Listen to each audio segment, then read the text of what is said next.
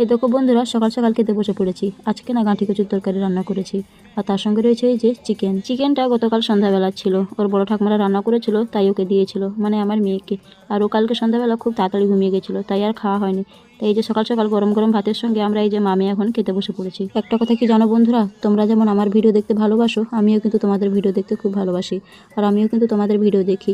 আর একটা দিদিভাইয়ের ভিডিওতে আমি দেখেছিলাম গাঁঠি কচুর তরকারি কত সুন্দরভাবে রান্না করেছিল, তাই আজকে আমি ওরকমভাবেই একটু ট্রাই করেছি। মাংস রান্না করার সময় প্রথমে যেভাবে মশলাগুলোকে কষিয়ে নিতে হয়, আমি ঠিক টমেটো দিয়ে মশলাগুলোকে কষিয়ে নিয়েছিলাম। তারপর সিদ্ধ করা যে গাঁঠি কচু ওগুলোকে এর মধ্যে দিয়ে দিয়েছি। মাংস যেভাবে রান্না করা হয় ঠিক সেরকম রান্না করলেই হবে, শুধুমাত্র এখানে মাংসের বদলে দিতে হবে এই গাঁঠি কচু।